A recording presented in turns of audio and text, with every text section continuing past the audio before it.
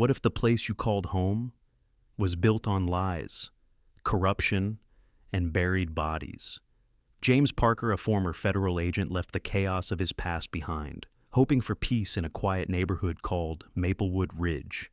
But peace is a lie, because one day he came home and his house was gone, demolished, erased, no warning, no reason, just dust. What started as a property dispute turned into a deadly game of truth, power, and revenge.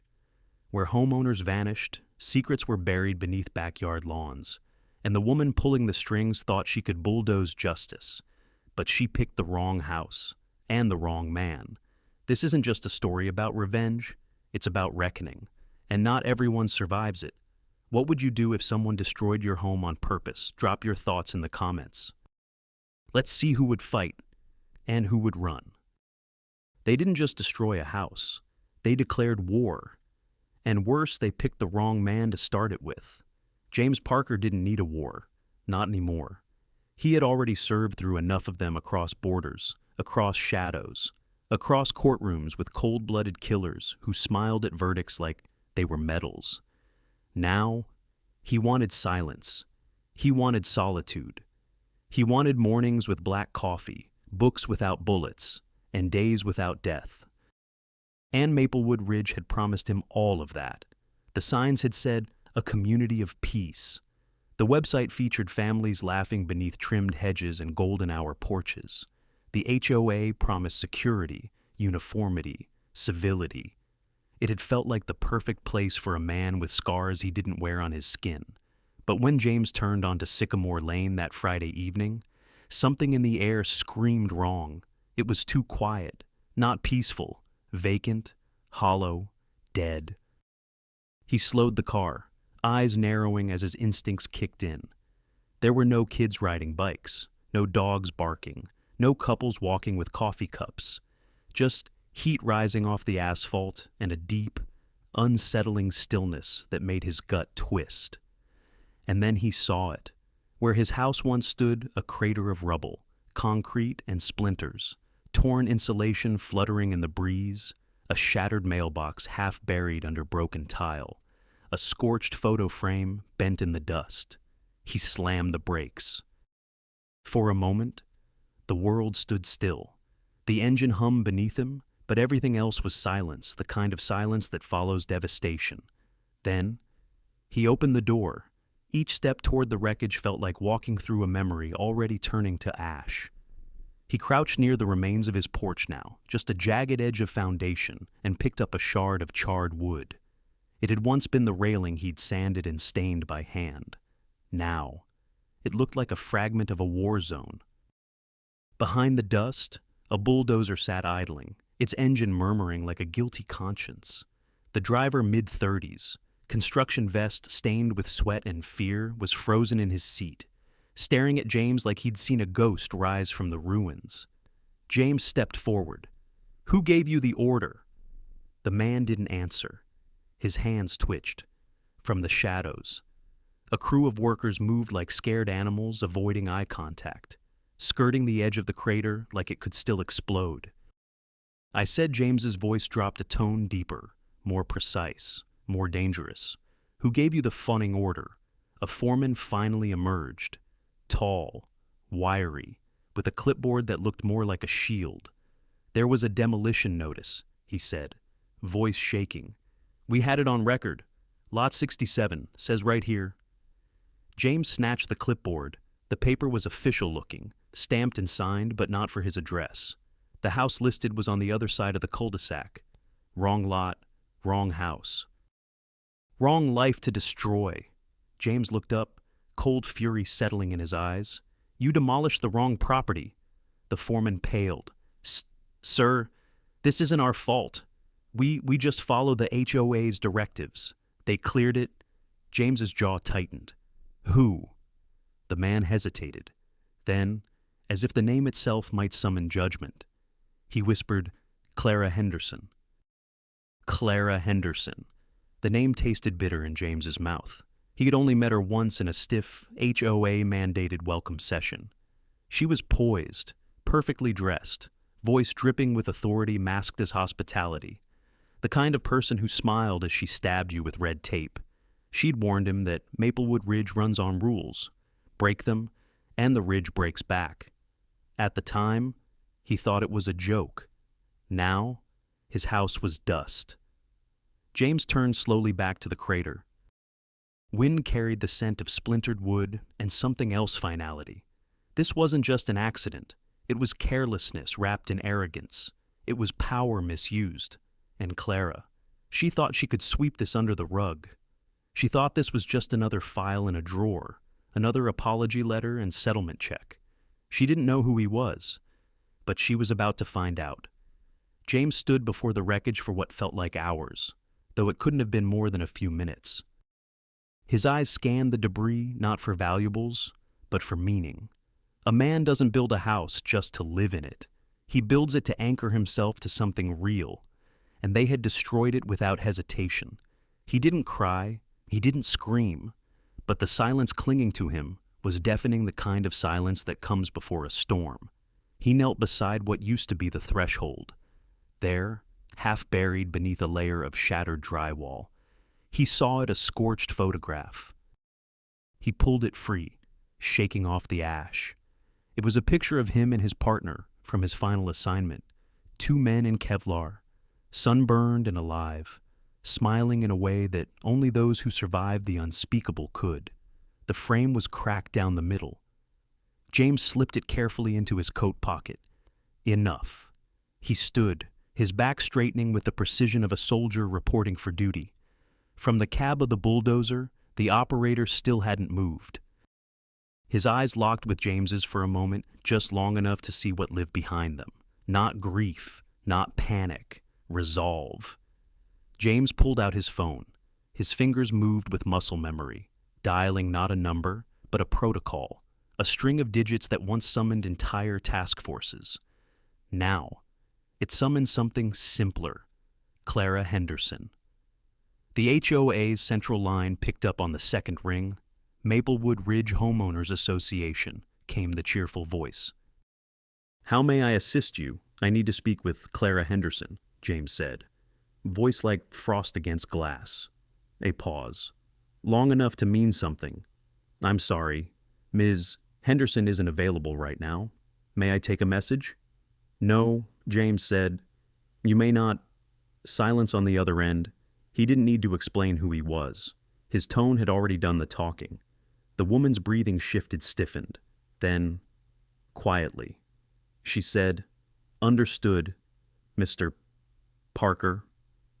I'll let her know you called." James ended the call and stared at the phone for a long second. He wasn't angry. Not yet. Anger was too wild, too wasteful. What he felt was purpose, cold, focused, final. By the time James arrived at the HOA headquarters, the sun had dipped low behind the clouds, casting long shadows across the sterile, manicured complex. The building itself looked more like a country club than a governance office, all marble tiles and glass ego. He walked through the front doors without slowing. No badge, no appointment. The receptionist stood as if to stop him, but faltered as soon as she met his eyes.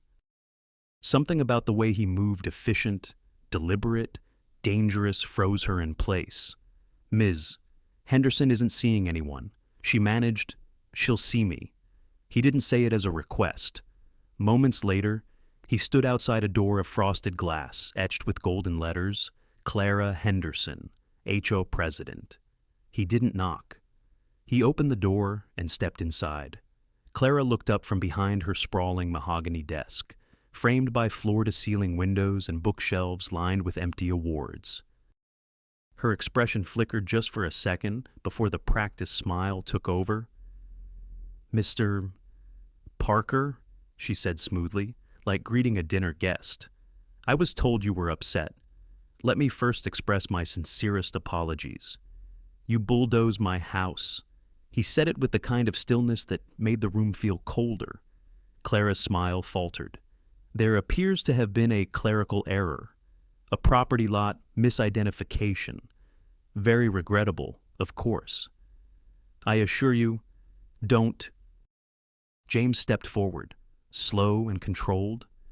Don't sell me a mistake when what you did was intentional. You signed the order. Clara raised a brow, but something in her jaw twitched. This is hardly the place for threats. James didn't raise his voice. He didn't need to. You think this is a threat, he asked. You haven't seen a threat. The air grew heavier. Clara tried to lean back, but the leather chair seemed less like a throne now, and more like a shield. You're just one man, she said, a trace of steel trying to return to her voice. And I have lawyers, procedures, regulations. James reached into his coat and dropped a manila folder onto her desk. It landed with a flat, sharp smack. Inside the documents, photos, blueprints, financials, names. Clara didn't open it. She didn't need to. She recognized the shape of a kill shot when she saw one. He watched her closely. For the first time, he saw it not fear exactly, but calculation. She was already thinking of how to spin this, and how to survive it. She was good at surviving, but James had taken down better liars than her. I'm not here for a settlement, James said. I'm here to dismantle you. Clara narrowed her eyes. You think you're some kind of vigilante? No. He leaned in, just enough for her to see the storm behind his calm. I'm the reckoning you didn't see coming. Clara's eyes didn't leave James as he spoke. Even with her posture rigid, and the cold edges of fear forming behind her mascara-thick lashes, her pride kept her mask intact. You think you can come into my office? She said slowly, measured, and accuse me of, what, exactly bad paperwork. Misfiled permits. James didn't blink. I think you're used to people rolling over when you bark. I'm not one of them. Clara smirked, though the edges of her lips didn't quite hold. Oh, James, she said with a faint sigh, as if she were a teacher indulging a misbehaving student. You moved into a private community governed by private rules. Those rules include discretionary enforcement rights. It's all there in the documents you signed. Didn't read the fine print. James tapped the manila folder again. And did the fine print cover the missing homeowners? A pause, a crack. It was quick, like a shiver running beneath her skin. But he caught it. She leaned back, folding her arms tightly. This conversation is over. James didn't move. Clara reached toward a button on her desk. If you won't leave, I'll have you escorted out. He took one step closer. You've made people disappear, intimidated families into selling, destroyed homes without due process. And now, you've touched mine? You crossed a line. You're making very serious accusations. Mr. Parker, she said, voice low now, tighter. And I strongly advise you not to say another word without a lawyer present. James stared at her, the silence between them stretching heavy, electric. Then he gave a small, humorless smile. You're afraid? You hide it well. But I've seen it before. Behind enemy lines, in interrogation rooms, in the last moments before a lie collapses. Clara said nothing. You think this is about a house, he continued. It's not. This is about your empire, and I'm going to tear it down. He turned to leave, slow and controlled. Mr. Parker, Clara called out just as he reached the door. He paused, back still to her. I hope you know what you're doing. People have vanished trying to dig too deep here. James turned his head slightly. I'm not afraid of disappearing, he said, but you should be afraid of what happens when the wrong person survives. And then he was gone. Outside, the sky was turning a bruised violet. The wind picked up, sending the HOA's perfect little flags flapping in nervous rhythm. James walked to his car, mind burning not with rage, but with clarity. Clara hadn't denied it. She hadn't even tried. She was too smart for that, which meant she believed herself untouchable, which meant she had help. As he reached for his keys, his phone buzzed. Unknown number, no caller ID. He hesitated, then answered. There was silence on the other end. Then a voice, low and distorted. You don't know how deep this goes. Agent Parker, be careful where you dig, or you'll end up just like the others. The line went dead. James stared at the screen, and for the first time since seeing his house in ruins, he smiled. It wasn't joy. It was something sharper. This wasn't just personal anymore. It was war. The dead leave trails. You just have to know where to look. That was something James had learned the hard way during his years in the Bureau. No matter how clean someone tried to be, no matter how many documents they shredded, people they silenced, or records they forged, they always left a mark. And Clara Henderson. She was too arrogant not to leave a few.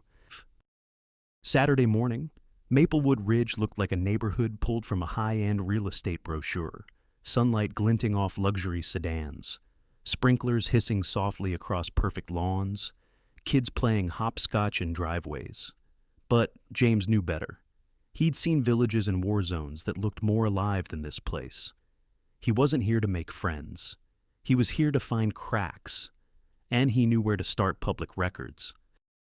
The Maplewood Ridge HOA had a deceptively friendly community information center nestled near the edge of the development, a converted cottage filled with pamphlets, security cameras, and overly helpful staffers trained to smile like mannequins. James entered wearing his old mask, calm, polite, civilian, no threat. Behind the front desk, a woman in her early 30s looked up with rehearsed cheerfulness. "Welcome to Maplewood Ridge's community office." "How can I help you today?" James smiled thinly. "I'm doing some property research. My home, 67 Sycamore, was involved in a demolition incident, and I'd like to review the HOA's permit history." The woman blinked, just briefly. "Just enough, of course," she said. "I can get you the basic logs for your street." "I'd like to see all of it," James added. "Not just Sycamore, the whole ridge. I'm filing an appeal, and my lawyer's going to need a comprehensive audit trail." Her smile strained slightly. "That's quite a bit of documentation. Mr. Parker?" She typed something into her terminal, her eyes flickering too quickly across the screen. Stalling, filtering, delaying. "We normally process bulk requests in 72 hours. James gave her a long look. "You can print what's available now." "I'll wait." Something in his tone turned the moment. Her fingers paused on the keyboard. A small bead of sweat formed at her temple. Despite the air conditioning, I'll see what I can do." She disappeared into the back room. James stood in the lobby, eyes scanning. He wasn't just reading the room, he was mapping it. 2 cameras, one angled too conveniently toward the hallway, labeled Records Access, Authorized Staff Only. He waited. 10 minutes passed. 15. He stepped toward the hallway. The records room door was cracked open. He pushed it gently. Inside was a filing area, a strange mix of digital archives and dusty folders. Someone had clearly been here recently. One drawer sat open, files half stuffed back in, like someone was in a hurry. He moved quietly, instinctively. He wasn't here to steal. He was here to remember how people covered their tracks. Within minutes, he found a demolition file labeled Lot 76B, the one they were supposed to tear down, a tiny house on the edge of the neighborhood. Records showed it had been unoccupied for 2 years, but James recognized the name on the deed: Evelyn Tran, single mother, teacher, Vietnamese American, had moved in just 3 years ago. He remembered meeting her once. Her kid had offered him cookies at the mailbox. So, why did the file list her as relocated with compensation? He pulled out his phone and snapped every page. Then he heard it, a footstep, soft, deliberate. He turned. The receptionist stood in the doorway, face pale. "You're not supposed to be back here." James didn't raise his voice. "You filed a demolition order against a woman who still lived there. What happened to her?" "I don't know what you're talking about." She stammered. "She moved. That's all. When? To where I look. I just work here. Please." James saw the fear in her. Not fear of losing a job. Fear of something else. He stepped closer. "Who's threatening you?" he asked, voice low. She swallowed hard, then whispered, "There are names we're not allowed to ask about. Evelyn was one of them." Then she shut the door and walked away. James stepped back into the sunlight. Everything in his gut told him the same thing. This wasn't just corruption, it was a cover-up, and somewhere. Clara Henderson was smiling behind another polished lie. James knew the name the moment he saw it tucked into the digital logs he'd photographed. Maya Ellison. She'd been listed as the HOA records compliance officer 2 years ago, before abruptly resigning. No forwarding address, no resignation letter, no public announcement. He ran her name through a few secure databases he still had access to leftovers from his time in the Bureau. Most of them were locked or scrubbed, but one property record pinged a P.O. box in a town 40 miles north, in a place called Griffin's Hollow. Quiet, remote, off-grid. Just the kind of place someone would go when they were trying to stay hidden. The drive to Griffin's Hollow cut through pine-choked back roads and old farm towns where people still waved at strangers. James didn't mind the silence it gave him time to think. What had Maya seen? Why had she left? And what kind of system was Clara running that people like Evelyn Tran could vanish and no one asked questions? By the time he reached the post office listed on the property record, the sun had begun dipping toward the tree line. The tiny building looked like it hadn't changed since the 1950s. He walked in and waited behind a man picking up seed catalogs. When it was his turn, he leaned forward. "I'm looking for a P.O. box holder, Maya Ellison." The clerk frowned. "Sorry, sir. We don't give out that kind of information." James didn't blink. She's not in trouble. But someone else might be. It's important. The clerk looked him over, measured the way James stood, the quiet in his voice, the intensity behind his eyes. After a long pause, he nodded toward the door. "She picks up Thursdays. Diner across the street.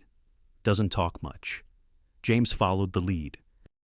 The diner was half full, the kind of place where coffee came in chipped white mugs and the waitresses knew your order by heart. He spotted her immediately, late 30s. Sharp features, hair tied back messily, a worn denim jacket, and eyes that looked like they'd stopped trusting the world a long time ago. She sat alone, reading an old paperback, a coffee untouched in front of her. James approached slowly, hands visible, no sudden moves. Maya. She froze. The fingers on her book stiffened. "Who's asking James Parker? I used to live in Maplewood Ridge, until they destroyed my house." She didn't look up. "They destroy a lot more than that," she said quietly. James took the seat across from her without invitation. "I found your name in the records. I know what happened to Evelyn Tran." That got her attention. Maya looked up sharply. "No. You think you know? I know she never relocated. And I know the HOA claims she did." Maya's lips tightened. "You need to leave that place behind. Walk away. It's not just Clara. She's just the front." James didn't flinch. "Then tell me who's behind her." Maya hesitated, eyes flicking to the window like someone might be watching. She leaned in. "You don't understand. Clara reports to a man named Victor Shaw. He's not on the official board. He doesn't live in the neighborhood. But every file, every decision, every payoff goes through him." James's expression darkened. "Is he the one who made people disappear?" Maya shook her head slowly. "No, Clara did that herself. But Shaw, he protects her. He keeps the system running." James leaned back, processing. Then Maya added, voice barely audible, "And if you keep digging, he'll come for you too." Back in Maplewood Ridge, Clara Henderson stood before a mirror in her office, adjusting a pearl necklace with perfect poise. A young assistant stood nearby, nervous. "Are you sure this is a good idea?" the assistant asked. Clara smiled. "If you want to kill a threat, you don't shoot it. You drown it in scandal." She turned to a laptop on her desk and opened a file labeled JP Background. Inside were dozens of pages, personnel records, disciplinary notes, photos from old missions, things not even James remembered. "Let's remind the community who James Parker really is," she said calmly. The smear campaign hit by Monday morning. It started with a leaked document, an anonymous tip emailed to every resident of Maplewood Ridge. Do you know who your neighbor really is? The email included fragments of James's personnel file, redacted, out of context, but damaging enough. Mentions of classified operations, one failed mission. A psychological review from years ago questioning his fitness for reintegration. And the headline, ex-agent with history of violence threatens HOA president. By noon, whispers were already circling the ridge. At 3:00 p.m., Clara appeared on the local community livestream, calm and composed in a tasteful blazer, her voice layered with concern. "We welcome all residents here," she said, "but safety is paramount. We had no idea Mr. Parker had such a troubled history. Our focus now is on ensuring the community remains secure during this troubling situation." James watched from the privacy of a nearby motel room, the lights off, curtains drawn. He wasn't surprised. Clara didn't fight with fists. She fought with perception, and right now, she was winning. But she had made a fatal miscalculation. She assumed James Parker was trying to protect his reputation. He wasn't. He was protecting the truth. That night, James returned to the Maplewood Record Center, this time through the rear access route he'd mapped out on his first visit. The building was empty after hours. Security was minimal. Trust was something people like Clara had always relied on more than locks. He went straight to the section he hadn't dared check before: sealed property dispute archives. There, under a stack of innocuous-looking renovation permits, he found a thin folder marked Tran, Evelyn, Incident 43B, inside, a damage assessment form. A photo of her front door splintered inward, a formal HOA eviction notice, and one final note handwritten at the bottom of the page: owner refused to vacate. Subject was removed, address cleared, no relocation form, no forwarding address, no signature, just removed. James stared at the word, his chest tightening. He pulled out his phone, ready to send the file to Agent Carter at the bureau. He paused. Something in his gut, his years of instinct, stopped him cold. He turned the page, taped to the back of the document. Barely visible was a single photo ID, Evelyn's driver's license. Only one problem: it had a punch hole, the kind issued post-mortem. James didn't sleep that night. He didn't rest. He barely blinked. At sunrise, he sat at a park bench near the ridge's artificial lake, scanning every face that passed him. He was being watched now. He could feel it. The game had shifted. Clara had gone from defense to offense, and someone else had entered the playing field. His phone buzzed. No caller ID. Again. He answered. Same distorted voice. Same silence before the storm tone. "You're not supposed to have that file." James didn't respond. "Back away." "Parker, you lost the war years ago. Don't lose the people you still have left." Silence. Then the message came through. A photo, taken just minutes ago. It showed a woman sitting alone in a city cafe. Dark hair, green jacket, reading a book. James's blood froze. Her name was Sarah. They had dated years ago, back when he still believed in normalcy. She had nothing to do with Maplewood Ridge, nothing to do with Clara, but now she was a pawn. No, a target. James stood up slowly, tucking his phone away, rage simmering under calm breath. This was no longer about Evelyn Tran, or his house, or Clara's power. This was a war of systems, of corruption and collateral, of truth versus silence. And James Parker had just made his choice. He wasn't backing down. The first body wasn't buried deep. It never is, when the people doing the burying don't expect anyone to come looking. James stood at the edge of the old utility lot behind Maplewood Ridge's community garden, once zoned for development, now conveniently abandoned and fenced off with a padlock no one had touched in months. But he had the key, not because it was given, because Maya Ellison had sent it. No note, no explanation, just a rusted HOA access key wrapped in cloth, left inside the motel mailbox where James was staying. He didn't ask how she knew where he was. People like Maya didn't survive by being naive. It was just after midnight. Cloud cover blanketed the stars, and the ridge was asleep behind its designer drapes and expensive home alarms. James moved through the dark like he belonged there, because in some twisted way, he did.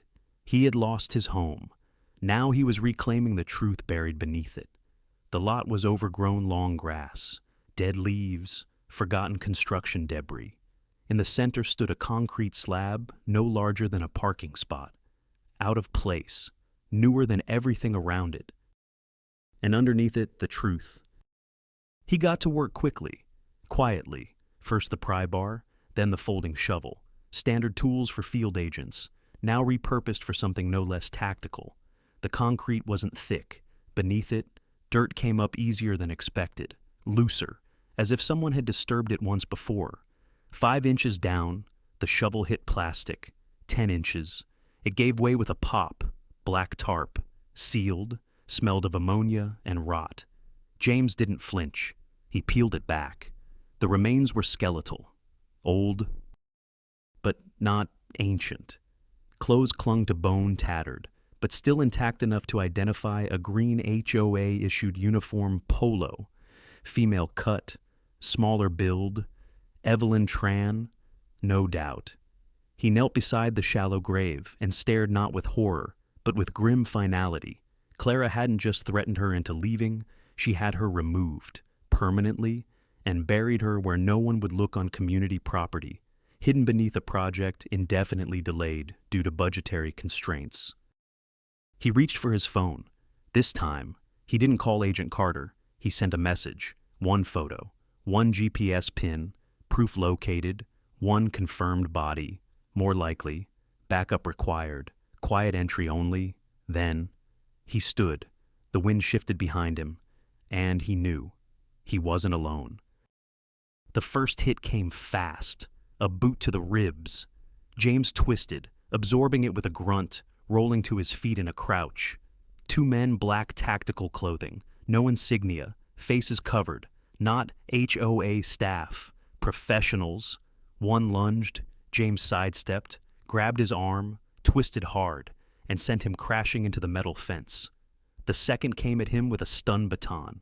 James caught it mid-swing, yanked the attacker forward, and drove his knee into the man's face.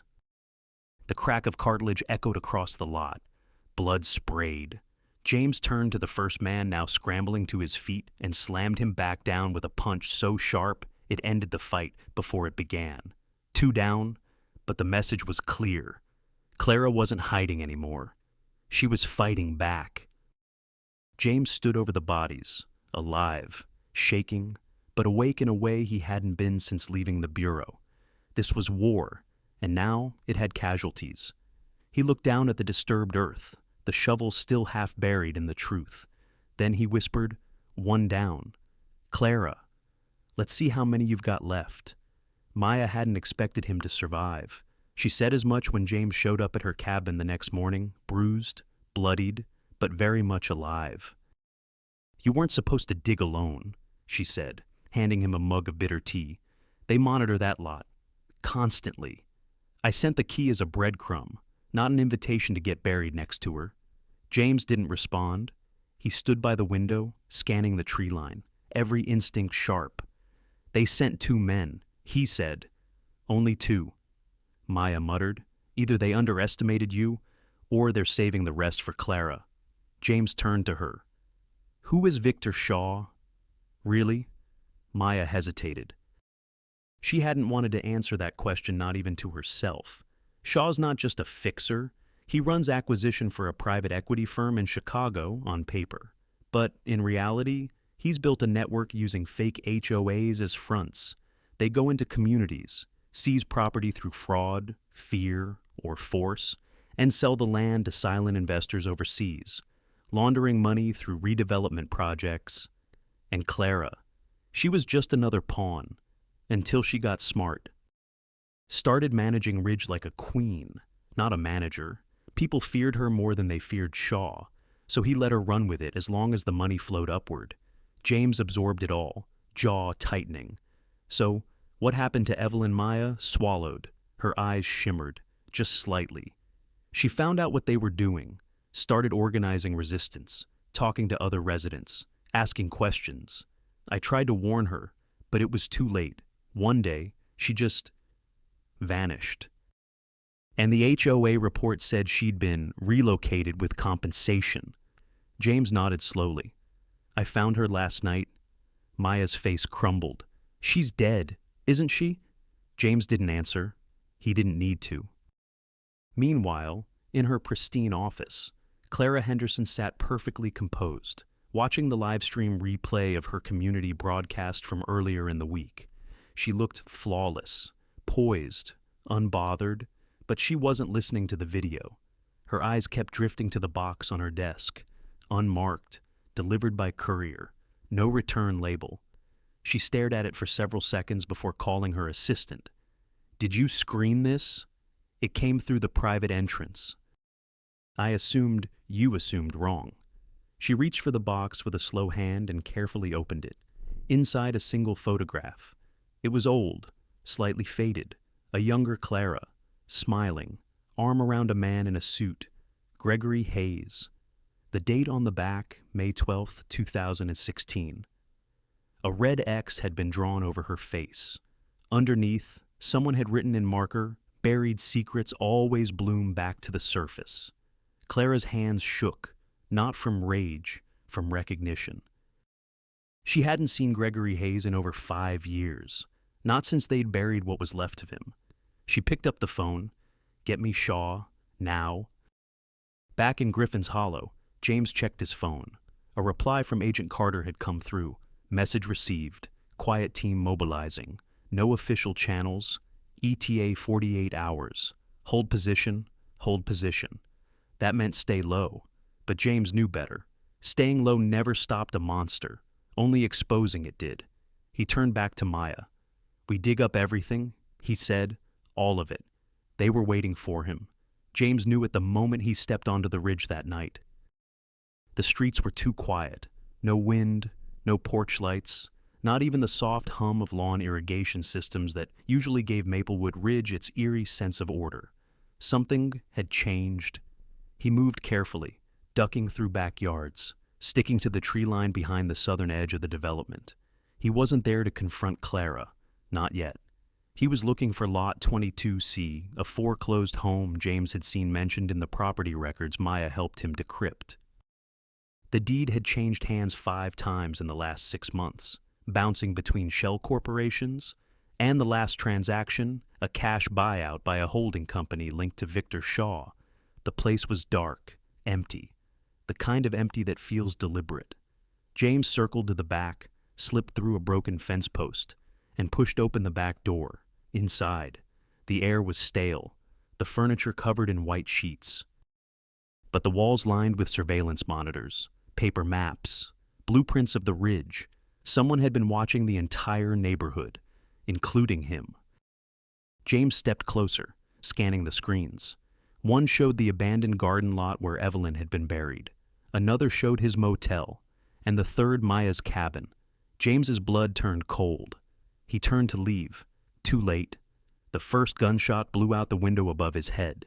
He dove to the floor, rolled behind a flipped table, and drew the pistol he'd retrieved from his car hours earlier. It wasn't standard bureau issue, just a compact .38 he'd kept for emergencies. Apparently, this counted. Footsteps thundered through the hallway. 2, maybe 3 attackers. No time to run. James fired first one clean shot into the hallway, enough to force them to take cover. Another shot cracked from behind him. It shattered the lamp above, spraying sparks. One bullet grazed his arm. He grunted, rolled, fired again. One body dropped. The others retreated into the kitchen. He didn't wait. He ran. Straight through the front door, through the garden, and into the trees. He didn't stop running until his lungs screamed. Not because he feared for his life, because the last camera feed he saw was still live. And in it, Maya was standing on her front porch. Someone was behind her. By the time James reached the cabin, the front door was open, lights flickering inside, silence. too quiet. He raised the pistol, stepped in, room by room, clearing corners like he'd done 100 times before. Then he saw her, Maya, on the floor, blood on her shirt, hand clutching her side. Still breathing? Barely. James dropped to his knees. Maya, stay with me. Her eyes fluttered open. She tried to speak. Shh, he whispered. You're okay. Help is coming. She grabbed his wrist tighter than he expected. No, listen. She gasped. Clara, she's losing control. Shaw is watching her now. She's next if she fails. But if you go for him, a cough, blood, go, now. Or you'll lose it all. James felt the weight of her words like a blade. This wasn't just about Maplewood anymore. This was a system, and it was turning inward. Elsewhere, Clara Henderson stood in her panic room, hands trembling, glass of scotch untouched. She'd gotten the report from Lot 22C, 1 dead, 1 injured, target escaped, and Maya eliminated, supposedly, but something felt wrong. Her phone buzzed. Unknown sender. She opened the message. It was a video. Grainy, night vision, a shot of her standing over Gregory Hayes's grave, years ago, back when she still did her own dirty work. A voice accompanied it. You're not the only one who remembers what you buried, and soon, you'll be under it too.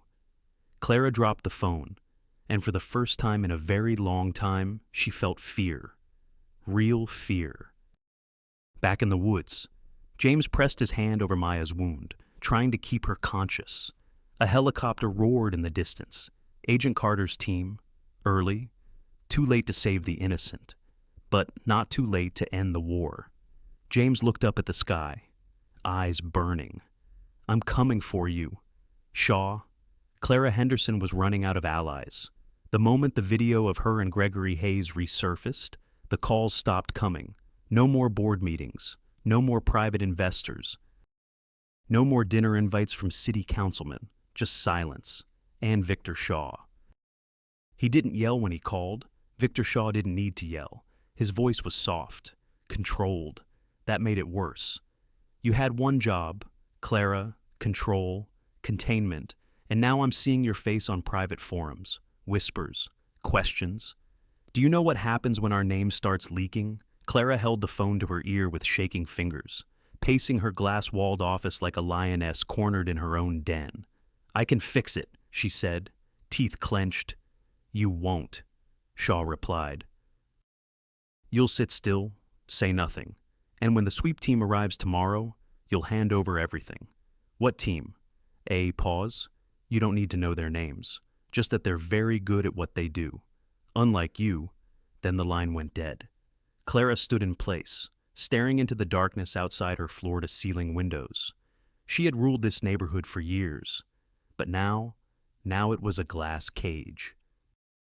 James Parker didn't sleep, not because of adrenaline, or anger, or grief.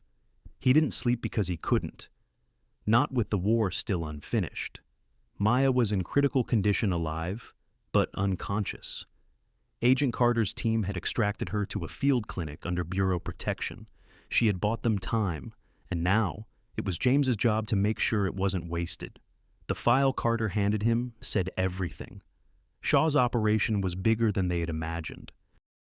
Dozens of HOA shell neighborhoods across 4 states, all identical in structure, one front woman, a legal team, a land development firm, money funneled through nonprofits, then flipped into political donations or overseas transfers. The Ridge was just one spoke in the wheel, but it could be the crack that brought the whole thing down. James drove through the night to a storage facility on the outskirts of the Ridge Clara's personal archive. According to a handwritten list found in the surveillance house on Lot 22C, it wasn't labeled under her name. It was registered to Hayes and Partners Community Consulting, LLC, the same Gregory Hayes whose body had never officially been found. Inside, rows of climate-controlled shelves lined with white banker's boxes stretched wall to wall. He found what he needed in box 17G, a ledger. Handwritten, Unlike everything else, every acquisition, every property bought under coercion, every payout, every disappearance, and at the top of the last page, a name written in all caps, Parker, J, status escalated. He stood in the dark, holding the paper, pulse steady but sharp. This wasn't revenge anymore, this was evidence. Just as he was photographing the final page, his burner phone vibrated. Unknown number. He answered without a word. The voice on the other end was familiar this time. Clara, you've made your point. Parker, James said nothing. Shaw's coming. And when he does, he'll erase all of us, me, you, anyone who ever touched this. James spoke, low and cold. Then maybe it's time someone erased him. You don't understand, she snapped. This isn't about justice. Shaw is connected federal judges, campaign donors, firms that built half the state. You bring him down, and you'll be hunted by people you can't even name. James didn't hesitate. I've been hunted before. Then prepare to die clean, because they won't come for you like thugs in the night. They'll come in courtrooms, in headlines, in the silence after the knock on your door. James hung up. He already knew, but it didn't matter. He had the ledger and a list of names. And for the first time since this started, he had clarity. No one was untouchable. Not Clara. Not Shaw. Not even the system that protected them. Some names hurt more than others. James had seen hundreds of names on Clara's ledger, some unfamiliar, some triggering memories of handshakes and briefings and faces in crowds. But one name stopped him cold. Agent R. Carter, consultant verified clearance. He stared at the page. The date beside the entry was from 5 years ago. Back when he and Carter were working counter-fraud together in Dye. See, back when they were still hunting men like Victor Shaw, not working with them. James sat in the archive's metal folding chair, back straight, fingers clenched around the edge of the page. He didn't want to believe it, but this wasn't an accusation. It was a record, verified, handwritten, dated. Carter had helped Clara establish legal channels, used old bureau credentials to smooth the paperwork for property seizures. Maybe he thought it was minor. Maybe he got paid. Maybe he had no choice. But it didn't matter. James had trusted him, and now that trust had turned to fuel. James drove back to town as the sun began to rise over Maplewood Ridge. The houses glowed golden in the light, an illusion of peace over a battlefield. He didn't go to the motel. He went straight to Carter's temporary command trailer, parked near the ridge's outer perimeter, a bureau-issued satellite van, no markings, no windows. Carter was inside, alone, surrounded by screens, secure lines, and open coffee cups. When he looked up and saw James, his expression changed too slowly. Not surprised? Guilty? Morning, Carter said, trying for casual. James said nothing. He pulled the ledger from his coat and tossed it on the table. It landed like a confession. Carter looked down, then up, sighed. I was hoping you wouldn't find that. James's voice was like ice. How long? Carter leaned back. It started small. They pitched it as a counter-influence strategy, cleaning up dirty HOAs before real cartels moved in. The Bureau let it slide. Figured if a few properties got moved around, it was better than letting gangs take root. You helped them build it. I helped them control it. James stepped forward. You let Evelyn Tran die. You let Maya bleed out on her front steps. You let them bury people under parks and patios like garbage. Carter's face changed, flinched, but didn't deny it. I made a mistake, he said, but now we can fix it. We take Shaw down together. You and me. I can still get this to the right people. James's eyes didn't waver. No, you don't get to pick the finish line after building the track. Carter stood. What are you going to do? James, arrest me. I'm not a Fed anymore. You're not a killer either. James didn't respond, and that silence said everything.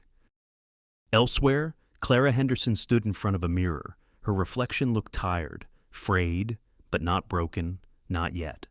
Her assistant entered, pale-faced. Shaw's men are en route. ETA 2 hours. He says he wants the originals. Clara nodded. Then he'll get them. She picked up a black binder thicker than the ledger James had found. The real archive. The one no one was supposed to see. And inside, she had slipped something new. A USB drive, labeled Shaw, Geneva. Proof of every bank account, every offshore holding, every encrypted message. She was done playing the queen. Now she wanted immunity. Victor Shaw didn't bother with pleasantries. He arrived at Maplewood Ridge in a black SUV flanked by 2 vehicles, windows tinted, plates wiped, not law enforcement, not corporate. Ghosts. Clara waited for him in the clubhouse, lights low, guards dismissed. This wasn't a negotiation. It was an execution in disguise. Shaw stepped inside like he owned the floor beneath him. No entourage, no briefcase, just that cold, corporate calm of a man who'd survived too many scandals to fear the next one. Clara stood across the room, arms folded over the binder. "You're early," she said. "You're late," he replied, then smiled. With results. She placed the binder on the table between them. All the originals, property deeds, wire transfers, black site addresses. You wanted control. This is it. Shaw stepped forward, opened it, scanned, then closed it softly. "There's a saying," he murmured. "Loyalty is like glass. Once cracked, it's never whole again." He pulled a pistol from his coat. Clara didn't flinch. "Go ahead," she said, "but before you shoot me, maybe check the drive tucked inside that ledger." Shaw paused. His expression didn't change, but the room did. He reached inside the binder, found the USB, looked at it, read the label. Geneva, insurance. His jaw flexed, just slightly. Then he put the gun away. "Where is the duplicate?" he asked. Clara smiled, lips thin. "You think I'd put all my secrets in one room with you?" He nodded slowly. "You just signed your death sentence. But you'll get a nice headline first. Suicide, most likely, or car crash. You'll need to move fast," she replied, "because James Parker already has the drop location." That was a lie, but a good one. Meanwhile, James was already in position, a mile north of the ridge, tucked into an abandoned water station.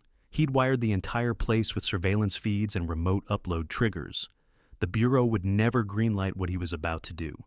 That was the point. He was going to pull the mask off Shaw's empire in real time. He sent the message live drop. "I have it. You want your insurance? Come get it. 11:00 p.m. Only you." He knew Shaw wouldn't resist. People like him never did. Because they believed in control more than they feared death? 11:00 p.m. Shaw stepped into the concrete bunker, alone, no weapons visible. But James knew he wasn't unarmed. The man carried leverage like a sidearm. "You've caused a lot of noise, Parker," Shaw said, voice echoing. "And you've caused a lot of graves," James replied. "No court will take this seriously. They won't need to." James stepped into the center of the room. Cameras hidden in ceiling cracks and wall pipes streamed everything to 3 different servers. This wasn't a confession. This was evidence in action. You took people's homes, buried them when they wouldn't sell, bought silence with payouts and favors. How many more Evelyns are there? Shaw chuckled. "You think exposing me brings justice. All you'll do is cut one head off the Hydra. Someone else will take my place tomorrow." James's eyes darkened. "Then I'll be there tomorrow too." Shaw reached into his coat, James' tensed weapon half raised, but Shaw didn't draw a gun. He pulled out a phone, pressed a button. Behind James, the entrance door slammed shut. Gas hissed. Trap. James moved fast, bursting a side panel, smashing the failsafe, triggering the fire dump. A blast of pressure, smoke, sirens. Shaw lunged, but James was faster. A punch, a crack, and then gunfire. One shot, echoed through the bunker. Silence. When the Bureau arrived 20 minutes later, James was seated on the floor, blood on his hands, file in his lap, and Victor Shaw was dead, clean shot through the chest. No cameras had seen who pulled the trigger. All they captured was his confession, and that was all James needed. Elsewhere, Clara Henderson sat in the dark, phone in hand, news alerts flashing across the screen. Chicago developer tied to national fraud, ring found dead, whistleblower claims HOA corruption at federal level. She smiled, but it didn't reach her eyes, because she knew she was next. It didn't end with sirens. It ended with silence. Maplewood Ridge, once a pristine façade of suburban perfection, now stood exposed, its fences no longer able to hide what had been buried beneath them. Victor Shaw was dead. Clara Henderson had vanished 2 days later, last seen boarding a private plane, destination unknown. But she didn't get far.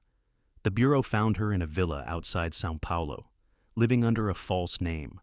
She was brought back in cuffs, heels clicking like punctuation marks down the airport corridor. The headlines told one story: national HOA scam brought down by ex-agent. But James Parker didn't care about headlines. He cared about the people who still lived here. Evelyn Tran got a headstone. Small, simple. Paid for by anonymous donation, though everyone knew who had left the wildflowers each week. The residents of Maplewood Ridge, once too afraid to speak, now stood together. Stories came out. Victims once silenced found their voices. Some cried, some fought, some just moved on. James stayed behind, not as a hero, as a reminder. He helped rebuild the garden where Evelyn was buried. He tore down the old fence himself. He didn't return to the Bureau. He didn't need to. One morning, a little girl handed him a drawing. It was him stick figure, sunglasses, next to a house drawn in crayon. The caption said, "Thank you for giving us our home back." He smiled, not because it was over, but because something had finally begun. Justice didn't come from a courtroom. It came from standing your ground, from speaking the truth, from digging through dirt until you find roots strong enough to grow again. From the ashes came something worth building,